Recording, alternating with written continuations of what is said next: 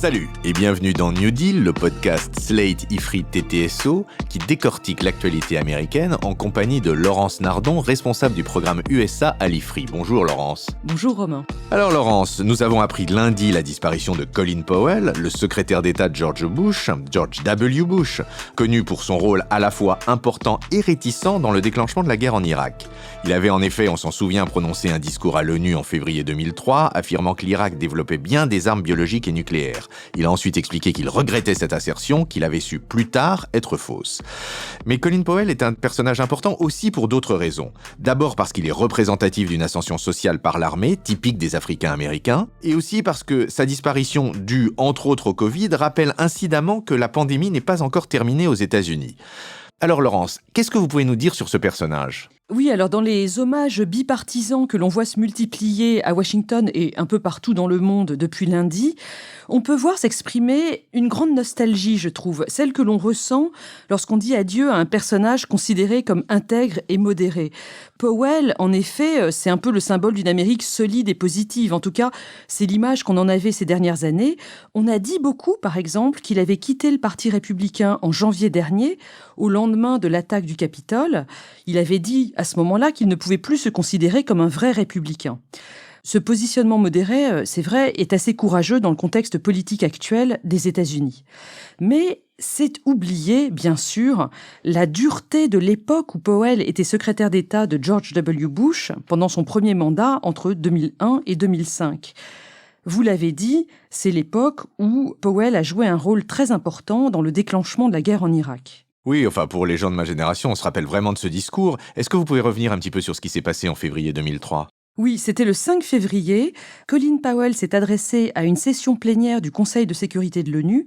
Il y a expliqué que, selon de nombreux transfuges irakiens, l'Irak était bel et bien en train de produire des armes biologiques et s'efforçait aussi de remonter son programme nucléaire. Colin Powell a d'ailleurs brandi une fiole d'anthrax qui était vide à ce moment-là devant le public. Tout cela, c'était faux. L'Irak n'avait plus de programme d'armes de destruction massive depuis l'interdiction qui lui avait été imposée après la première guerre du Golfe en 1990 et 1991. Et Powell a expliqué par la suite qu'il regrettait ce discours. Oui, il considérait ce discours mensonger comme une tache sur sa carrière. Il s'en est justifié à de nombreuses reprises en disant qu'on lui avait donné le texte très tard, qu'il en avait ôté certains éléments mais qu'il n'avait pas eu le temps de tout vérifier. Ce qui est vrai, c'est qu'il était absolument sous pression, il a sans doute été manipulé.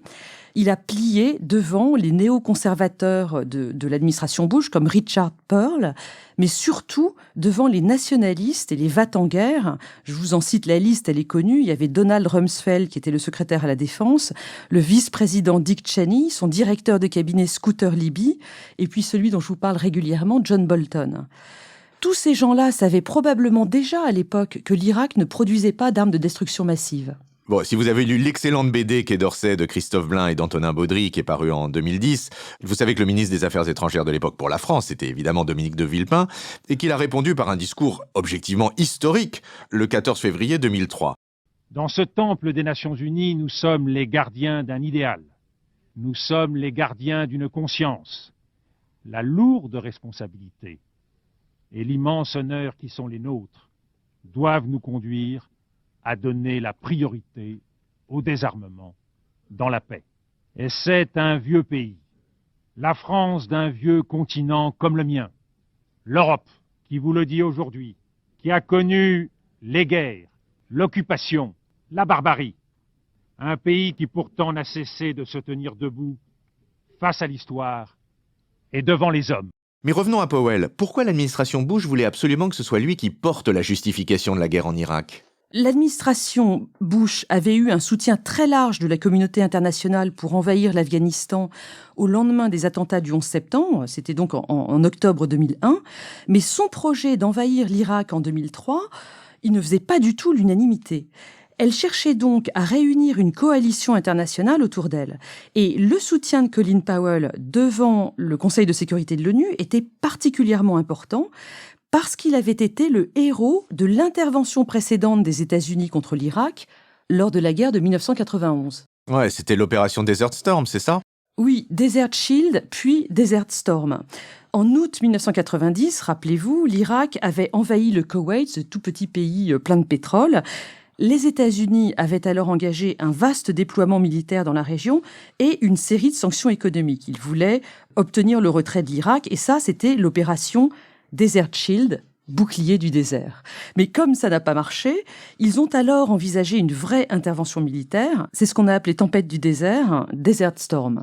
Et c'était Powell l'homme à la manœuvre, là ? Oui, en effet, c'est lui qui a conçu les opérations. À cette époque-là, Colin Powell était chef de l'état-major interarmé. Il l'a été de 1989 à 1993. Il avait alors développé ce qu'on a appelé la doctrine Powell, c'est-à-dire l'idée que les États-Unis ne doivent mener des opérations militaires à l'étranger que si 3 conditions sont réunies. La première, c'est des objectifs clairs et réalisables avec une stratégie de sortie établie à l'avance. La deuxième, c'est un soutien total de l'opinion publique américaine et internationale si possible. Et la troisième condition, c'est une supériorité militaire écrasante sur l'adversaire.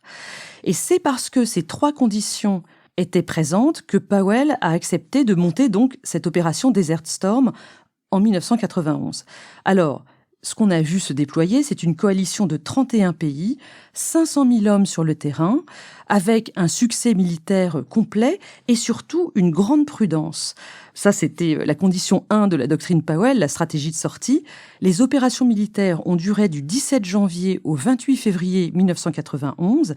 Et à la suite de cela, les États-Unis ont décidé de ne pas aller jusqu'à Bagdad pour renverser Saddam Hussein, mais au contraire, de se retirer avec un accord de paix très écrasant pour l'Irak de l'époque. Si vous voulez, Desert Storm, c'est l'opération type des années 90, lorsque triomphe ce qu'on a appelé la Pax Americana, c'est-à-dire un système unipolaire. L'URSS a disparu, les attentats du 11 septembre n'ont pas encore eu lieu. L'Amérique triomphe sous l'égide du très raisonnable Bush père, George Herbert Walker Bush. Et c'est donc Powell qui va être le héros de cette première guerre du Golfe. Mais ça s'inscrit dans une trajectoire qui était extraordinairement réussie pour Powell. Oui, en effet, une carrière extrêmement brillante. Revenons un peu sur sa biographie. Colin Powell est né à Harlem en 1934. Il est d'origine jamaïcaine. Et après des études de géologie, il est rentré dans l'armée de terre par la réserve. Il a fait 2 tours au Vietnam dans les années 60. Et puis, après une carrière vraiment très brillante où il a coché toutes les cases, il devient, on le sait, le premier chef d'état-major interarmé afro-américain, donc entre 1989 et 1993, puis le premier secrétaire d'État afro-américain entre 2001 et 2005. Entre les deux, dans les années 1990, il a fait un peu de politique. On a d'ailleurs régulièrement parlé de lui comme candidat au présidentiel, mais il a chaque fois refusé. En parallèle, il a fait pas mal de philanthropie envers les minorités. Il a aussi écrit sa première autobiographie, My American Journey, en 1995. En parlant de voyage américain, il faut quand même dire un mot du rôle que joue l'armée américaine dans l'intégration des minorités aux États-Unis. Oui, on peut le voir par exemple avec les innombrables personnages de haut gradés militaires noirs dans les films hollywoodiens ou les séries télé. Je pense par exemple à Homeland ou 24 heures chrono ou même Designated Survivor. Il y a chaque fois des scènes qui se passent dans la Situation Room, dans le sous-sol de la Maison-Blanche, avec des hauts gradés africains-américains qui parlent d'égal à égal avec le président. De fait, les Africains-Américains sont assez nombreux dans l'armée. En 2018, on estimait que pour un homme noir employé dans le civil, il y en avait 2,3 employés dans les forces militaires. Non seulement il y a beaucoup d'Afro-Américains dans l'armée, mais comme vous le disiez, c'est aussi un facteur de réussite sociale pour eux. Et là, je vous cite une étude qui date elle aussi de 2018 de l'American Enterprise Institute qui s'intitule « Black Men Making It in America ». Cette étude, elle cherche à savoir comment les Noirs sortent de la pauvreté, comment ils peuvent rentrer dans les classes moyennes aux États-Unis aujourd'hui. Et parmi les marqueurs qui sont identifiés, le fait d'avoir fait l'armée est un indicateur de prospérité économique future pour les individus. 54% des hommes noirs qui ont fait l'armée sont dans la classe moyenne lorsqu'ils atteignent l'âge de 50 ans, contre 45% seulement pour les autres Africains-Américains. Mais spécifiquement, qu'est-ce qui fait que l'armée joue ce rôle d'ascenseur social aux États-Unis ? Parce qu'elle permet à des jeunes qui n'ont pas de diplôme de s'engager et de trouver un cadre qui va leur offrir une formation sur plusieurs années. Et donc, tout le monde peut monter en grade et atteindre, alors pas forcément tout le monde, le rôle de secrétaire d'État comme Colin Powell, mais en tout cas des carrières tout à fait significatives. Oui, je précise que Colin Powell n'était pas un Africain-Américain sans diplôme. Il rentre diplômé dans la réserve américaine. Tout à fait juste. Mais pour revenir à cette étude de l'American Enterprise Institute, elle pointe aussi d'autres marqueurs de progression sociale pour les minorités, les études, la pratique religieuse, le fait d'être marié, et aussi, et peut-être même surtout, le sentiment de maîtriser sa propre vie, ce qu'ils appellent en anglais le sense of agency. J'en parle parce que c'est l'un des points sur lesquels les guerres culturelles font rage aux États-Unis depuis au moins 1965, l'année où est sorti le rapport Moynihan. Le rapport Moynihan, vous nous rappelez 2 secondes ce que c'est ? Oui, c'est un rapport qui avait été commandé donc à ce professeur et qui cherchait à savoir pourquoi les minorités ne sortaient pas de la pauvreté et ne rentraient pas dans les classes moyennes. Et en l'occurrence, Moynihan avait pointé l'absence des pères dans les familles noires américaines comme facteur de pauvreté se reproduisant de génération en génération. Ce rapport, il avait été très important dans le déclenchement de la guerre contre la pauvreté lancée par le président Johnson à l'époque. Mais il a aussi été accusé par ces mêmes minorités d'être un rapport finalement relativement raciste puisqu'il pointait la faute des minorités mêmes dans leurs conditions. Et c'est là que je veux en venir, si vous voulez. Dans ces débats sur la pauvreté des minorités, on voit toujours les mêmes idées revenir, c'est-à-dire que les instituts de recherche plutôt à gauche vont pointer les problèmes structurels dans la pauvreté des Africains-Américains ou des Latinos, tandis que les instituts de recherche de droite, comme l'American Enterprise Institute, pointent plutôt de leur côté la responsabilité individuelle des minorités. Dont acte, Laurence. Pour finir, le communiqué officiel sur le décès de Powell dit qu'il est mort à 84 ans de complications liées au Covid. Mais il n'était pas vacciné ? Mais si, justement, il était fully vaccinated, ce qui veut dire qu'il avait reçu 2, voire 3 doses. Et du coup, les médias conservateurs instrumentalisent son décès en expliquant que le vaccin n'est pas efficace, ou même peut-être qu'il est mort à cause du vaccin. En fait, Colin Powell avait des comorbidités liées à son âge, 84 ans, et surtout à son myélome multiple. Il était atteint de ce cancer très très rare, un cancer du sang qui attaque la moelle des os et qui est plus fréquent chez les hommes, plus fréquent chez les personnes âgées et aussi 2 à 3 fois plus fréquent chez les personnes d'ascendance africaine. Ce sont plutôt ces comorbidités qui expliquent son décès lié au Covid. Et alors, tant qu'on y est, Laurence, un tout petit point Covid sur les US ? Les États-Unis ont été durement touchés cet été par le variant Delta. On peut pointer l'état de la population qui est moins vaccinée. 57% de la population américaine a reçu 2 doses contre 68% en France. La population est moins bien suivie d'un point de vue médical d'une manière générale. On a passé ces dernières semaines le cap des 725 000 victimes aux États-Unis. Mais la vague du variant Delta retombe, on a un nombre de cas déclarés qui est en baisse depuis la fin du mois d'août, et donc ça commence à aller mieux.